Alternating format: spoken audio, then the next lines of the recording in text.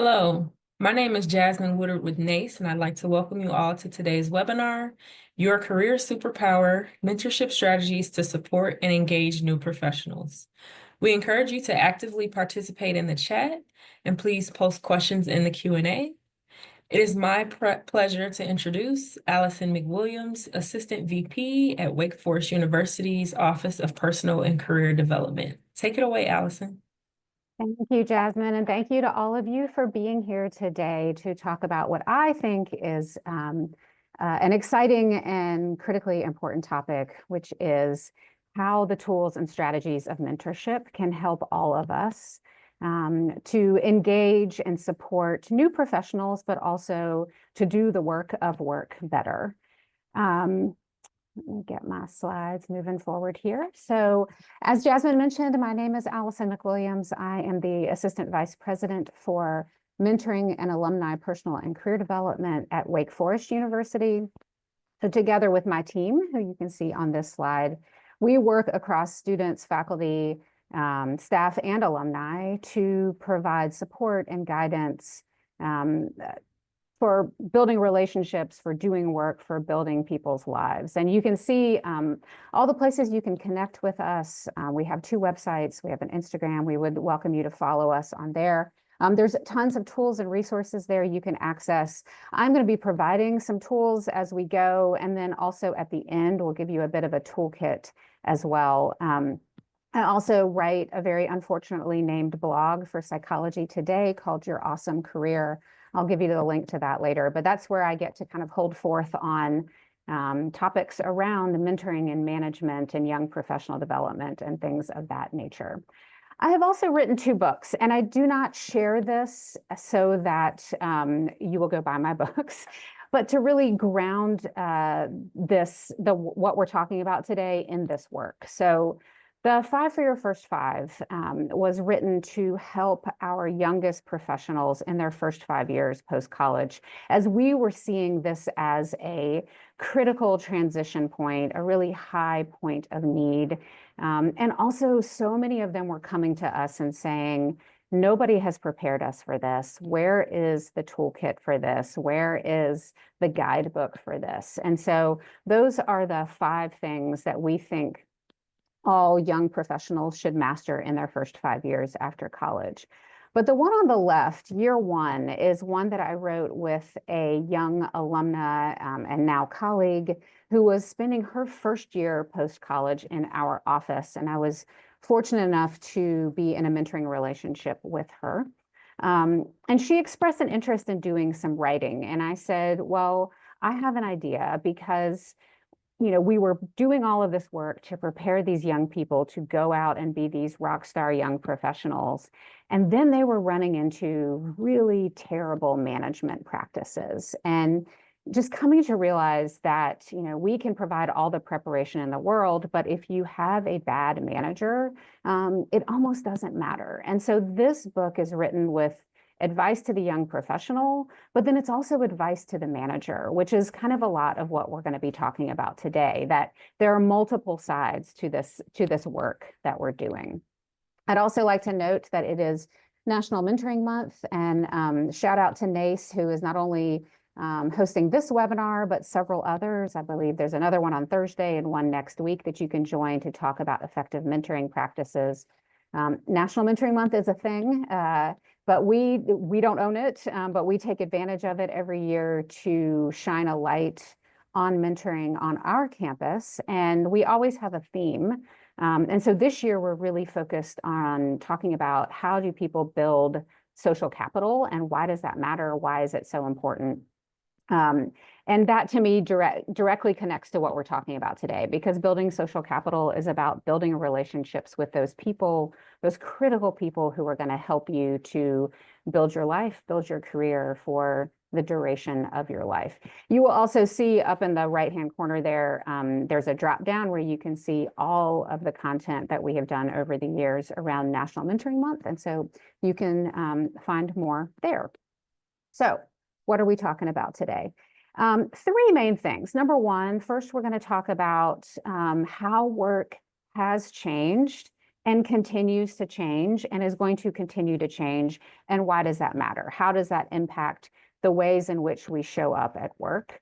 And then talk about how those changes are impacting engagement and the barriers, the challenges to engagement, particularly those of us who are working with young professionals, but also for all of us. I think we all want to feel engaged at work. And so what does that mean for us? And then really importantly, what are those great tools and strategies that mentorship gives us that allows us to do the work of management better, but also just allows us to do the work of being in community with other people together. So I know that there are some people on this webinar who are in management roles, and there are some people who aren't. There may be some career coaches who are on this call and others.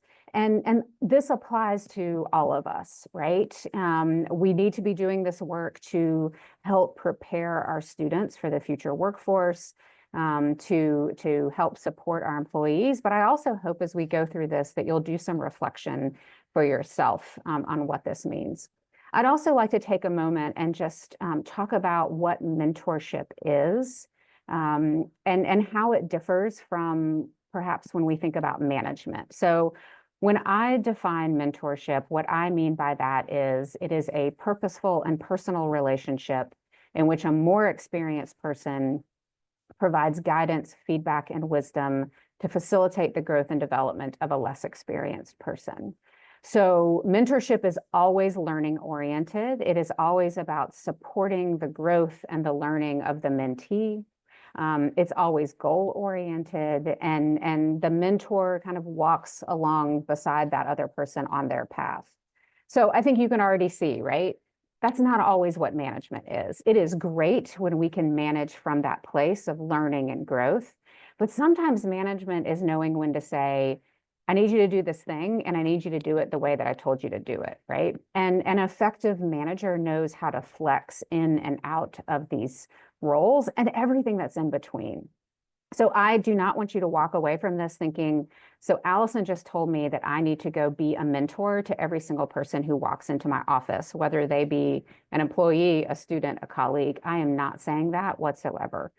What I am saying is the tools and strategies that mentorship give us can help us do the work of management better, can help us do the work of coaching better, can do the work, help us do the work of just being a human being better. And I think there is something incredibly magical about that.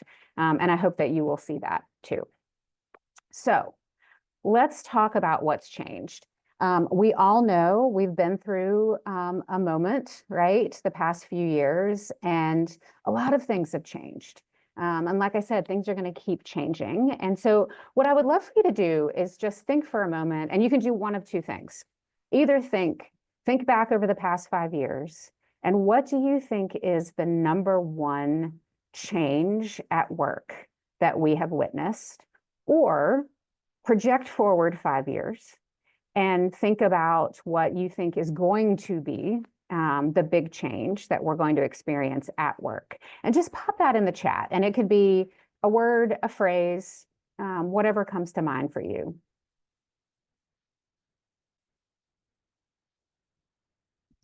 AI, less formal. AI, remote. So many remotes. Yes. Constant job change, turnover, convenience. So good. Yes. Flexibility, 100%. AI. This is also great. Upskilling, yes, thank you. Not dealing with toxic workplaces. I love that. Decrease in relationship building. Oh, that makes me sad. I hope that's not the case. Employees care about values in the workplace. Yes. Expectations from management. More students taking online classes, less willing for in-person. Really interesting. Yeah. These are so great. Thank you. And feel free to please keep popping them in there without question. I think we all know it, right? We know work has changed. And work, I think there's been obviously a high emphasis on the past 5 years. Like I said, we've all been through it. We've been through something. And I think it's very easy to say, work has drastically changed over the past 5 years. And sure, work has been changing. Work has been changing for decades. Work started changing the moment we moved away from apprenticeship models. Work started changing the moment we let women into the workforce, right? Work is constantly evolving and changing. And I think what we have to grapple with is the speed of that change is only going to increase over time. I also think what's really interesting about these moments, when we have a moment of like big disruption, things come out of it, right? So people see need, they see opportunity, and they create something.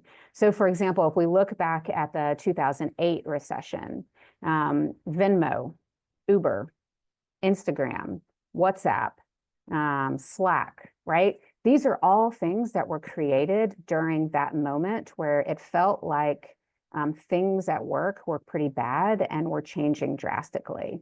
So there are things being created right at this moment that we have no idea about, right? That are going to exist a few years from now, that are going to exist 10 years from now. Look at AI, right? It's here, but we have no idea what it's going to look like in a few years. I just saw the other day a job description for a university that was a manager of AI communications. Well, that job didn't exist a year ago, right? And so, how do we adequately prepare people for the jobs, the roles, the industries that are going to exist 5 years from now, 10 years from now, 20 years from now? When we don't even know what those things are. Another way to think about this, the future students, the future employers who are being born right at this moment are going to live and work into the 22nd century. So how are we ever going to adequately prepare them for what those roles, what work is going to look like in that moment? We just simply cannot. If you were in Jeff Salingo's great webinar last week, one thing he said, and I actually wrote it down because I really liked it, where he said, cultivating human skills prepares us for the ambiguity of the future job market. And I think, that is so critically true. Do I think we should stop teaching people? Of course not. Do I think we should stop, focusing on skill development? Of course not. And what I know to be true is that if you have a deep relational skill set and a bias towards curiosity, a growth mindset, a commitment to lifelong learning, that you are going to be successful no matter what the future of work throws at you.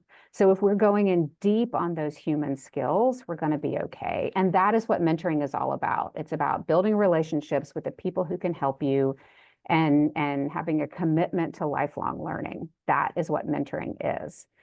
So you all put a whole bunch of things in the chat, and some of them aligned with some pieces that I picked out as well. I've just kind of cherry picked a few things. So demographics are shifting, right? We know this. 2024 and the second half of 2024 was the first moment that Gen Z outnumbered baby boomers in the workforce. We still have this soup, of people, but just around the corner, 2030, Gen Z is going to constitute a third of the workforce. So things are changing. What is that going to mean? We don't know, right? We can put a lot of predictions out there, but we really don't know. But we just know that it's going to change. It's going to look different. It's going to feel different. Remote versus in person. You all talked about this, right? People still want it without question. So people are still looking for fully remote. People are still looking for hybrid. I think more than anything, people are looking for flexibility, right? They want flexibility. And I think what we're seeing from our youngest people is the awareness that they can ask for it, right? Which is different, of course, than the way we thought about work just pre-COVID. No one would have really even considered asking for something like that.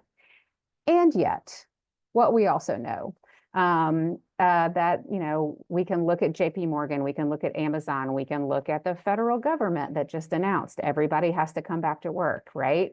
So do I believe there's going to be a full return to in-office working by 2026? I do not.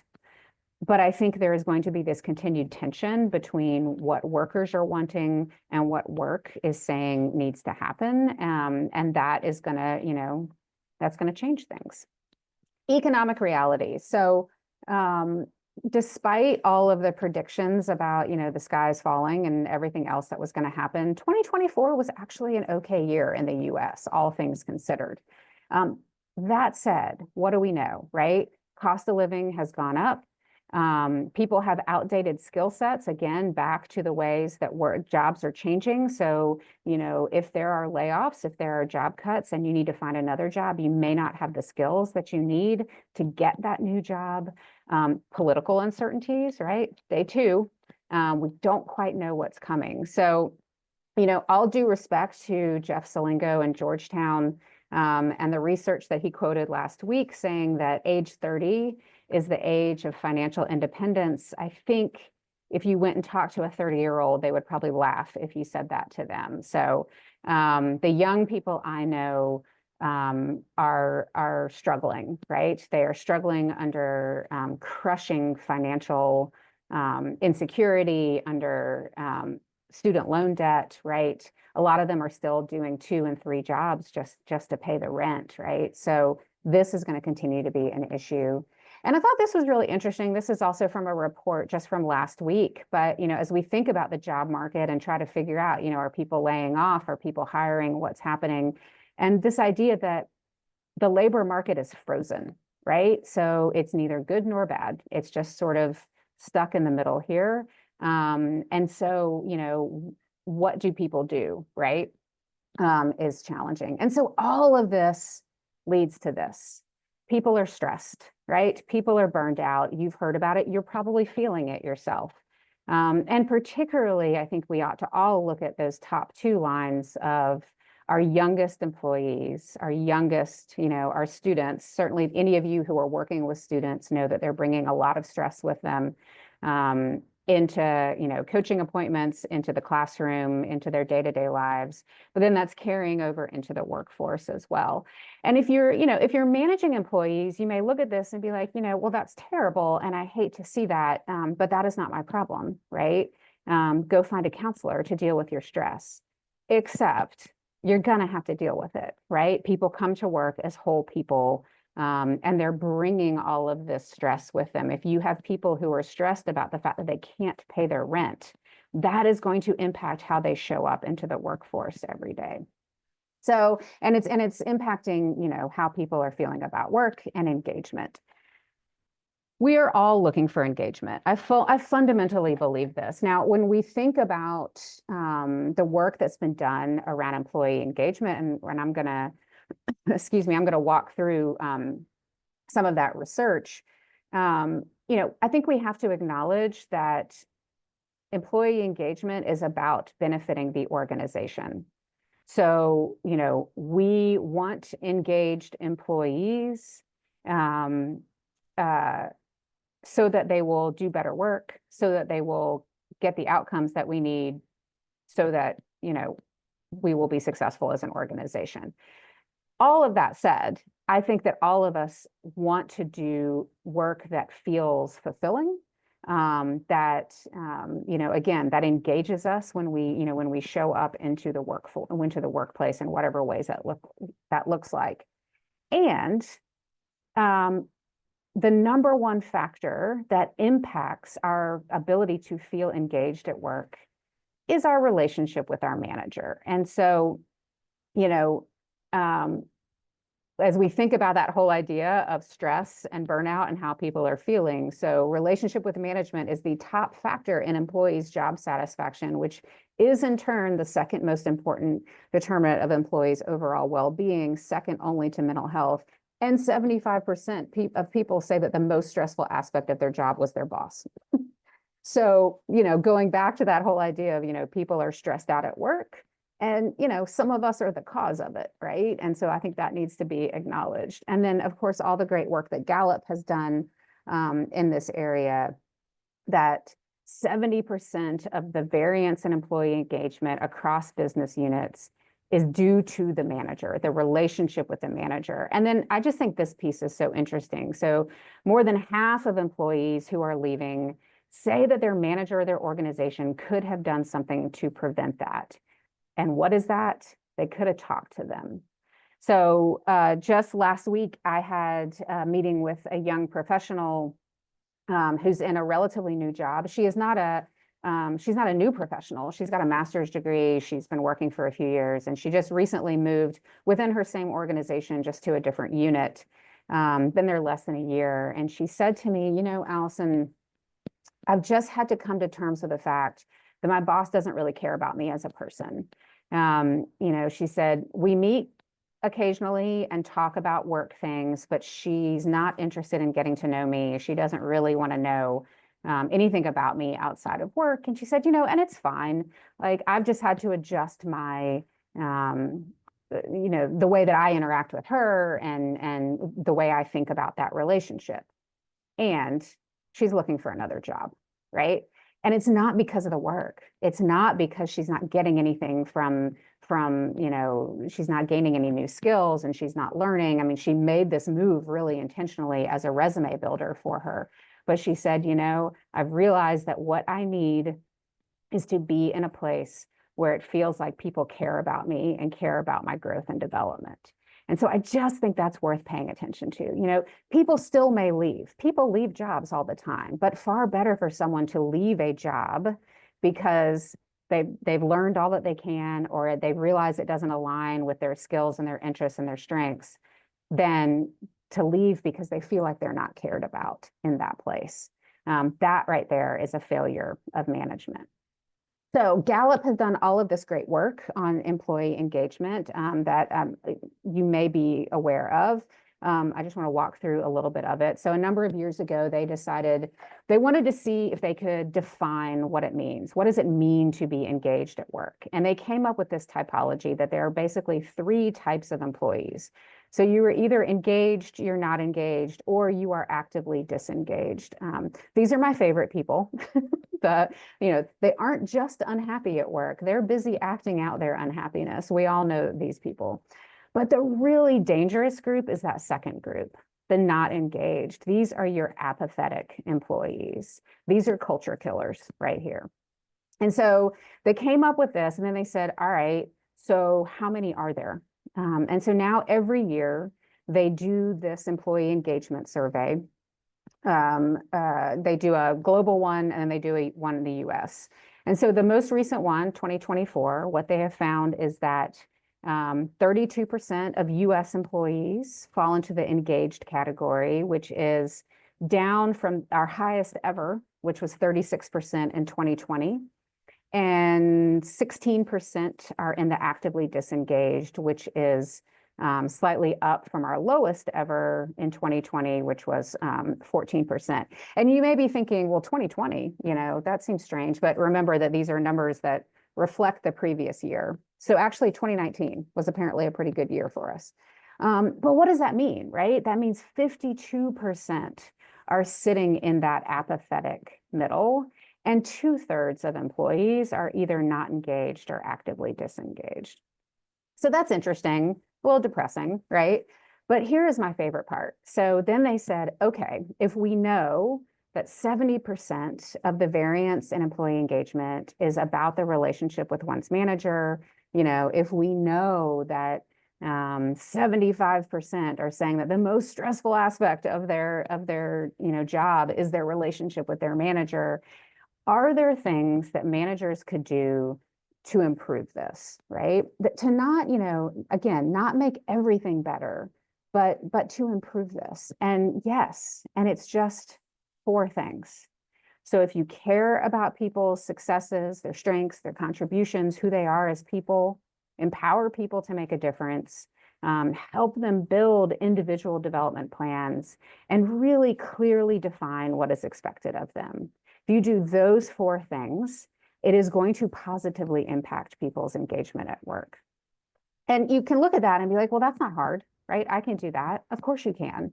And yet 2/3 of people are sitting in that not engaged, actively disengaged bucket. So we have a lot of managers out there who aren't doing this work. What I love about this in particular is this is exactly what great managers do. Great managers care about people as individuals. They empower people to make a difference. They help people set goals and pursue those goals, and they get real clear on expectations with the people that they're in mentoring relationships with. So we're going to talk through these things. I do want to remind you that we're talking about management here, or coaching, or having really better conversations with people, not actually being formal mentors to people. And so as a piece of this, I think thinking about the idea of building psychological safety is also really important. And we use this term a lot, and I don't think anybody really understands what it means. We just say, yeah, people need psychological safety to feel, to feel comfortable at work, right? And so I love this definition from Adam Grant. So it is not a matter of relaxing standards, of making people feel comfortable, of being nice and agreeable, or giving unconditional praise. It is about fostering a climate of respect, trust, and openness. It is the foundation of a learning culture. And so just as I want you to think about as we go through this, what are my opportunities to start to incorporate some of these tools into my conversations, into my one-on-one meetings, into my group meetings, whatever that might look like. I would also love it if you would think about, do we have a learning culture where I work, right? Do people feel like they can raise concerns and suggestions? What does that look like where I am? As we go through this, I'm going to be talking about what it means, what it looks like from that role of the manager, what it looks like from that role of perhaps a coach, a career development professional, but also what is the work that we need to be doing to help our students, to help our employees start to learn these skills for themselves, because that is also a really important piece of this, right? And work that we should be doing. So number one, we have to care about people as people.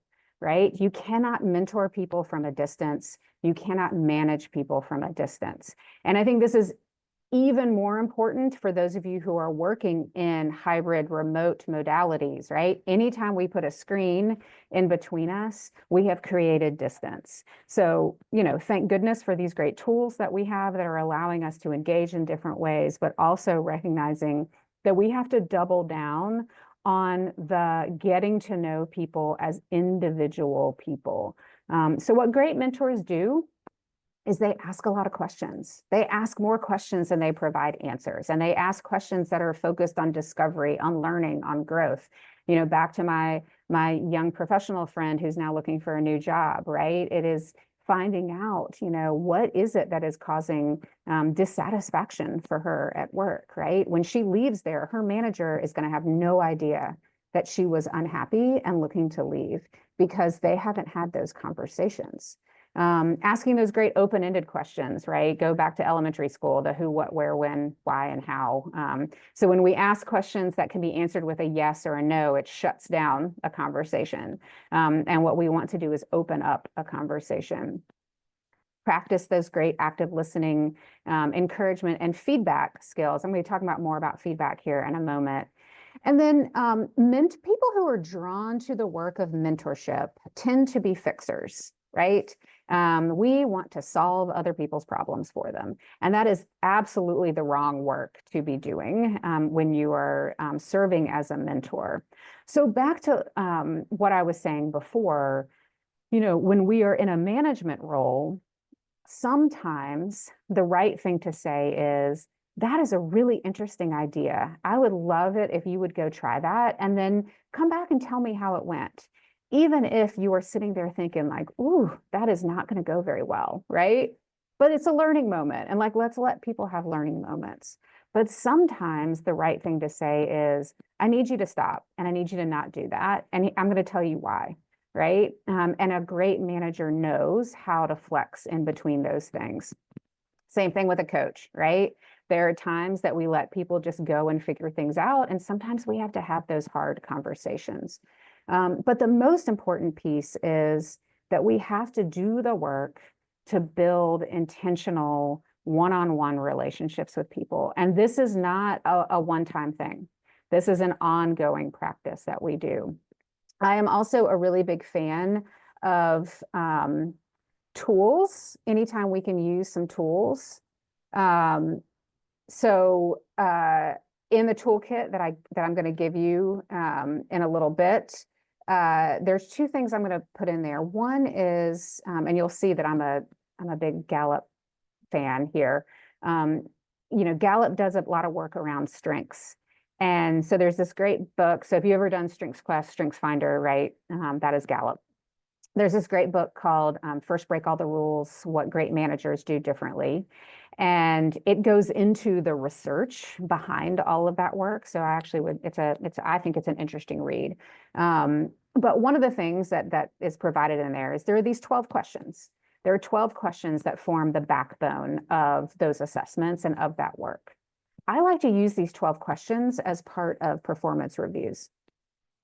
I think they don't go into anybody's folder, anybody's file. They don't go to HR. But I think it's a much more interesting conversation to talk with my people about things like, do you have what you need to be successful at work? At work, do you feel like your opinions count? In the last week or so, do you feel like anybody has given you affirmation for the work that you're doing here? I think that's a much more interesting conversation than what were your goals? What were the metrics that you were being evaluated on? And did you achieve them or not? Which is what most performance reviews are built around. And here's the thing. If I have to ask you that once a year, then I am not doing my job as a manager, right? Because I should be having those conversations with you all year long. I shouldn't need you to write that up once a year to tell me whether you were doing your job or not. So, we do the form, we do the thing, but also like, let's have some more interesting conversations around, what are your strengths? What are your interests? How can we better align this work to capitalize on those things? There's another piece that I will share with you. So I'm going to share those 12 questions. There's another piece I will share with you that just came out from Harvard Business Review. And I think it's called the 6 questions managers can ask to really get to know your people. And I think they're just some great questions, but you can look up, there are all sorts of questions out there that you can ask. And I would highly recommend using. The other side of this too, like I said, right? We've got to help our students. We've got to help our employees, back to that building social capital thing, learn how to show up and be present in relationships with people. And so that means with us, right? What does it mean to keep your commitments and to show up on time and be prepared for a conversation? But also, who are you reaching out to? Are you building your network productively? Are there people that you can be connecting with either within this organization or outside of it?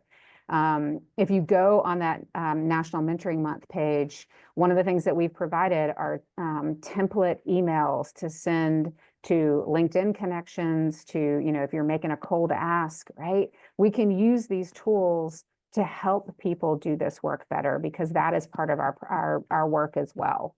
Okay, so that's number one. We have to get to know people as individual people. And you're going to see these things all connect and build upon each other.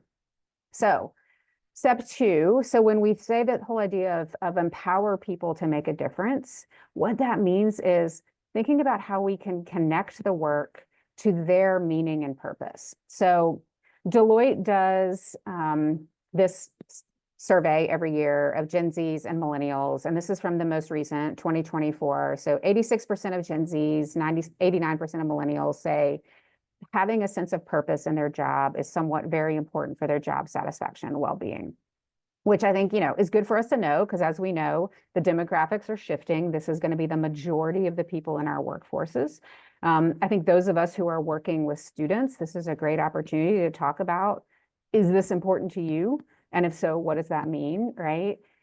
And I think we all want this, right? I want to have a sense of purpose in my job, and I am certainly not a Gen Z or a millennial, right? I think the other piece of this is that, when I say connect to their meaning and purpose, there's a lot of value judgment that goes on the idea of having purpose, having meaning. What is meaningful work? And recognizing that we each get to define that for ourselves. And it's important that we do. There's something really dangerous when we look for work to give us meaning, to give us some kind of identity. But that we all want work that feels meaningful and purposeful.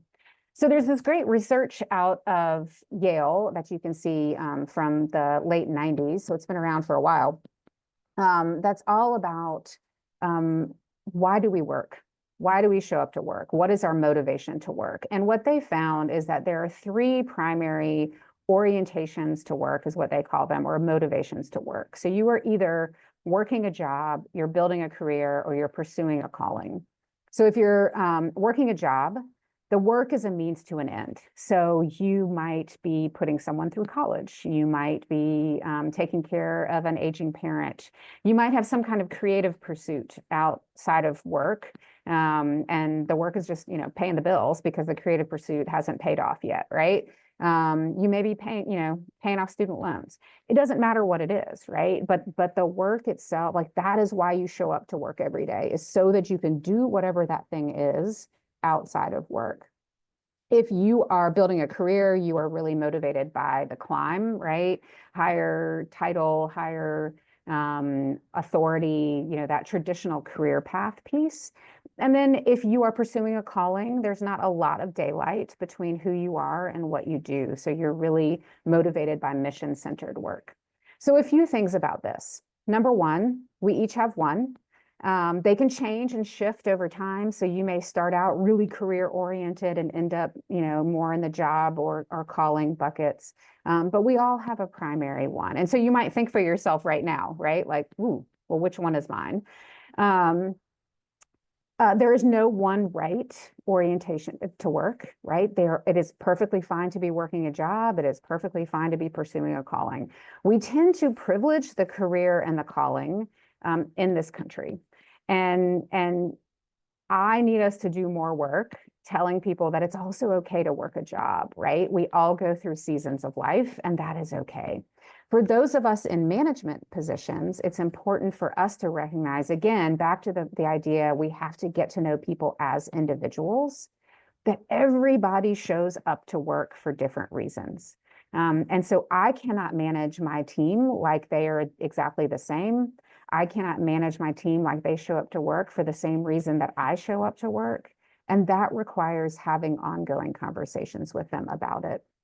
For those of you who are working with students, one thing I will say is when I share this with them, there's a bit of relief that kind of passes over them to know that it is okay to have different paths to work. Like we don't all have to be pursuing the same goals. And that these are important questions to be asking ourselves, not only as you get started, but throughout your career lifespan. Okay, number three, we've got to have people set goals. So mentoring relationships are goal-oriented relationships, and they are always learning, active pursuit of intentional learning goals. Work goals aren't that, right? And we know that. Work goals are goals. But there should be somewhere in there some room to have a conversation around personal and professional growth. Everybody on my team has one set of goals that is always about personal and professional growth. And those are as important as the work-related goals. When we meet every other week for our one-on-ones, we're going to be talking about that goal just as much as we're talking about the other ones. I think we have to help. This gets a little bit into the next point about providing clarity, but we have to help particularly young people understand why they're showing up to work and what it is they're supposed to be working on. I cannot tell you the number of young professionals I've spoken to who have told me, I don't have goals, I don't have a job description, I don't know what it is I'm supposed to be doing. And that, again, is a failure of management. And so at that point, what I say to them is, okay, I want you to sit down and write some goals for yourself based on what you know about what you've been doing, and take those to your manager and say, is this right? Is this what I should be doing? Proactively have that conversation. But they don't necessarily know how to do that, right? And so I end up having that conversation with them. But I think this is where we, as managers of these young professionals, as coaches of students, can start talking about how do we start setting goals? What does that process look like? And then you see the last point. So let's talk about feedback. Feedback is so critical to all of this. Feedback is one of the most important things that happens in effective mentoring relationships. It is the gift of mentoring, I believe, because if we have done the work to create a relationship that is built on trust, on respect, on clear direction, on all of those things, then we can have some hard, constructive feedback conversations that look like kindness, that look like fostering growth. I also believe, this is where all of us need to be doing more work to help our young people learn, how do you ask for feedback effectively? How do you show up into those feedback conversations respectfully? How do you respond to it when someone gives you feedback, whatever that might look like, even if it's not delivered well? I think if students are leaving our campuses without those tools, that we are really failing them, because we know, the rest of your life is just, a series of feedback conversations in one way or another. And so this is something that we can do for them. I think that one kind of sad thing in the management space is that we promote people into these management roles and we don't give them a lot of tools on how to be effective. And this is one of the ones, right? We don't teach anybody on how to do feedback well. So let me do it really quickly. Number one, we're going to start before the conversation. It goes all the way back to the job description. The job description sets expectations for what is supposed to happen within that role. The onboarding process sets expectations for behavior, for communications, for the work. Your goals set expectations for what is supposed to happen and how you're supposed to be measured on those goals. And then we're going to have ongoing one-on-one conversations, right, throughout the year to go back to those goals and talk about them. When we have done all of that, then we can have an effective feedback conversation. But we don't show up out of nowhere and say, we have never talked about expectations. We have never talked about, what I expect out of you, how you will be measured. And now I'm going to tell you all the ways in which you're letting me down, right? We're not going to do that. So great feedback conversations should result in even better relationships. And how we do that is making sure that before we enter into that conversation, that we ask ourselves, why am I having this conversation? Is it because I care about this person and I see them doing something that is getting in their way and I want to help them to be as successful as they possibly can? Or is it, I woke up today and thought, I don't like this person, and I'm going to tell them everything that I have wanted to tell them about them, right? We want to do the first part. No feedback sandwiches. So you've probably heard of this, right? Goes by another term. I'm not going to say on a NACE webinar, but we're not going to do I'm going to tell you something nice. I'm going to smack you across the face, and then I'm going to tell you something nice, right? When we do that, the only reason that we're doing that is to make ourselves feel better. So there's no benefit to that whatsoever. The best feedback model that I know is that it should be immediate, objective, and impactful. So we're going to deliver the feedback message as close as possible to the behavior or action that we're talking about. This is the problem with annual performance reviews, right? Like for a lot of us, it's, a lot of information from a year that should have been delivered 6 months ago, 9 months ago. So as close as possible to the behavior or action, we're going to focus on observed behaviors and actions, and we're going to describe what the impact is. So a couple of examples. Yesterday in our team meeting, when you were on your phone, it conveyed the impression that you were not interested in your colleagues and their work. I'd like to hear from you about what was going on and talk about some strategies for the future, right?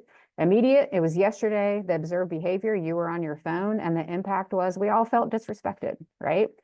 And I want to know, like, was something happening, that I don't know about? And like, let's talk about some strategies.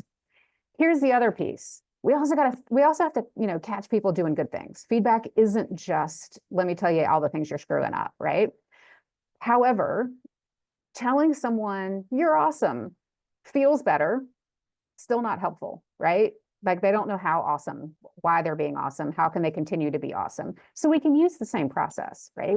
Yesterday in our team meeting, when you volunteered to lead our research committee, it really demonstrated a commitment to our core values of collaboration and teamwork. These are exactly the qualities that I'm looking for in future leaders. I wanted you to know that I noticed your enthusiasm and let you know how much I appreciate you. Great, I can do something with that, right? I know what to do with that. So that's a model that you can use. Oh, I think I lost my slides. Not sure what happened there.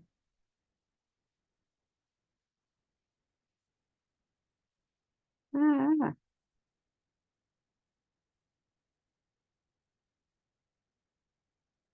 that was weird. Sorry. Um, got a little excited for a moment there. Last piece, thank you, Ryan. So we are going to have one-on-one conversations, right? We're going to connect the work to meaning and purpose. We're going to help them set some goals, and we're going to get clear about direction.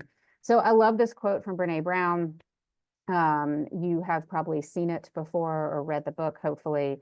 But this whole idea that clear is kind, unclear is unkind, right? And I love this piece in the middle, not getting clear with a colleague about your expectations because it feels too hard, yet holding them accountable or blaming them for not delivering is unkind, right? And we do this all the time. We do this in work relationships. We do this in personal relationships. We constantly have um, these expectations that we have built up, but we're not sharing them with anyone. And then, we come and we sort of 6 months later say, you've been annoying me for 6 months. And the person has no idea where this is coming from. So provide direction. What do people need to know to be successful? How does their work, how does their role connect to the mission, the vision, the bigger picture? What are the expectations for success? How will their work be measured and evaluated? What happens when they can't meet expectations? Basic things, right? But a lot of young people aren't getting these things, aren't getting the information that they need to know to be successful in the role within the organization. And if I was having a conversation with a student who was perhaps, evaluating a job offer, I'd be asking them if they have the answers to these questions as well, right? Do you know what success looks like there? Do you know how this role connects to the larger organization, right? Do you know how you're going to be evaluated? Do you know what happens when you can't meet expectations along the way? Providing clarity of direction. Again, the number of people that I've talked to who just, have no idea why they're coming to work and what they're supposed to be doing there. So I want to circle back to this whole idea, if you are a career professional, if you're an employer, right, thinking, how do I incorporate these tools into my conversations? Because you may be sitting there thinking like, this sounds like a lot of work and a lot of time. And it is. And yet, again, I'm not asking you to show up and be a mentor. I am asking you to think about how you use these tools, how you use these strategies to make your conversations even more effective, to make the work even more effective. Managing from a place of mentorship does not mean doing the work for other people. It does not mean owning other people's deliverables. It does not mean caring more about someone else's growth and development than they do. And in fact, in effective mentoring relationships, the mentee does the bulk of the work. What it does mean is setting clear expectations and holding them accountable, giving people what they need to be successful, and then caring about your people as much, if not more, than the outcomes, because the ways in which we achieve the outcomes is through and with the people. The last thing I'll share is we have this set of what we call our core 4 mentoring skills, which are really for students, for young professionals, although we can all use them, right? And so you'll see it connects to what we were just talking about. So it's around how do we build relationships? How do we set goals effectively? How do we seek out feedback? And then how do we commit to that process of lifelong learning to really reflect on what's happening and using that learning and that knowledge in the future? And so just to know that there's a set of tools and resources there that you can use as well. I have a QR code that I'm going to leave up here for a second. And I'm also going to put the link in the chat. I might actually do that right now. Make sure I'm giving it to everyone.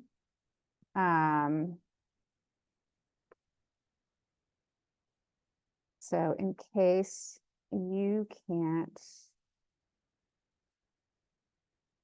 see that, I don't know what's going on with my screen, but can you all still see the slides? Yes. Okay, great. Because I can't. So I'm going to leave that up here for a second. So hopefully you can. I can't see the slides, but I don't need to. But you see on there the QR code if you can get it. If you can't use either the QR code or the link that I just shared, just email me. My email's on there, and I'll send them to you. What's in there? So the 12 questions are in there. There's a Core 4 guide that has little tip sheets on each of those 4 things. There's a quick guide for mentoring student employees and interns. And then there's a page of resources that has things like some things I've cherry picked out of Psychology Today from our website. There's a great TED Talk on feedback that I love, that Harvard Business Review piece. And then there's also the slides are in there as well. So just so that you know that that is there. I am going to look and see the list of readings. Yes, I can do that. What I'm not sure if I can do, I'm going to stop sharing my screen, I think. Jasmine, I cannot see the Q&A for some reason, and I'm not sure why that is. I can see the chat. Oh, wait. Okay.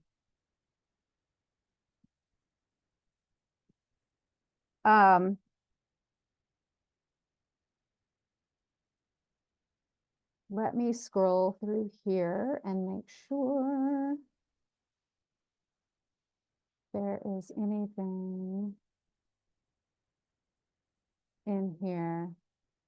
The readings I mentioned throughout the presentation, now I have to think about what they were. So the First Break All the Rules book is, the citation on that is at the bottom of the 12 questions page. So you will have that in that set of resources. I'm trying to think if there was anything else that I mentioned. Brene Brown, Dare to Lead, Adam Grant, Think Again. So those are in the slides. So you'll be able to get those. And then the jobs, careers, calling articles also in the slides. Thank you. Y'all are so helpful. Like crowdsourcing this is great.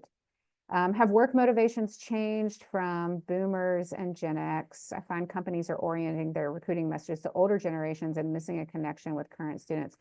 That's really interesting. I don't know. Like I can't quote you data on that. I think what's happening, I mean, of course, with the boomers, what's really interesting is, they're starting to hit that retirement age. Doesn't necessarily mean they are retiring, right? But again, like I find that there is, what we're learning from the younger generations is their ability to say, I want balance, right? I do not want to work 24 hours a day. It is like I want to work to live, not live to work, right? And that's okay to want that and still want to be fairly compensated and to still want to have have meaningful work and feel like I'm growing a career and all of that. And I think that, at least, I'm squarely Gen X, right? And so I think what people from my generation are doing are looking at that and going, oh, yeah, I want that too, right? And so, I think in that way, it's shifting. I think it's also, right, like when you're, you know, I I use a lot of the generation language, and also I think, to some extent, like, who cares, right? Call it Gen X, call it Gen Z, whatever, right? Um, but the uh, no matter who you are, right? No matter what your label is, you go through different stages of life, right? And so, I am closer to retirement now than I am farther away from it. And that means that I am looking at my career path differently. I am making different choices than I would have made 10 years ago. I have more things, I have more commitment, all of those kinds of things, right? And and and so that changes. I mean, I think our motivations to work as well, if you have kids, it's going to change the way, that you show up to work. So I think, again, I'm sure there's some research out there on it. I don't have it, at my fingertips, but without question. And I think, when we look at this whole remote hybrid thing, one thing that I have seen is that the, uh, you know, the youngest employees may say that they want remote work. What they really want is hybrid, right?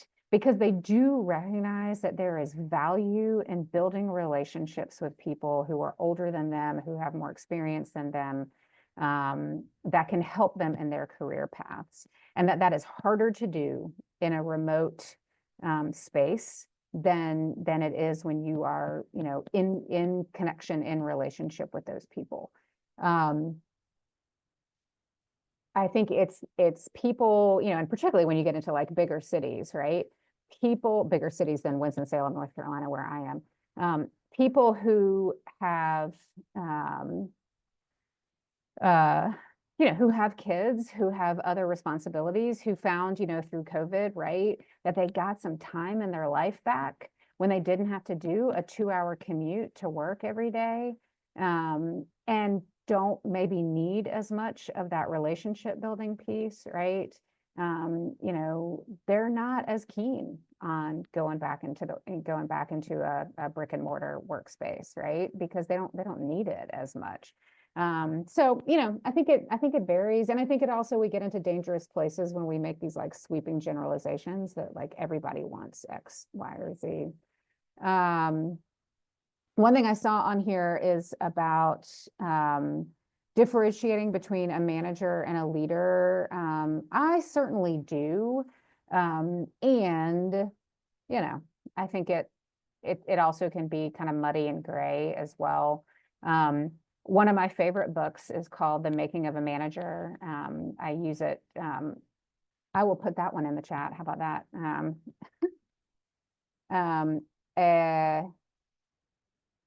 And I'm probably going to misspell her last name. I think that's it. And I think she does a really good job in there of making the differentiation between management as a role, and leadership as kind of almost like a value, right? Like as a it's not necessarily like a title, but that we can, you can lead from all places in an organization or outside of an organization, whereas management is an actual like title that you can acquire. So I think there's an interesting distinction to be made there. I tend to go back and forth between them a bit. I will say that. Thank you all for being here. I so appreciate it. You have all of my contact information. Please do not hesitate to reach out, whether it's, email, LinkedIn, however you want to do that. But I appreciate you taking the time. And again, there are, a couple of more great webinars coming up through NACE, continuing through National Mentoring Month. So I hope you'll take advantage of those as well. So thank you all so much.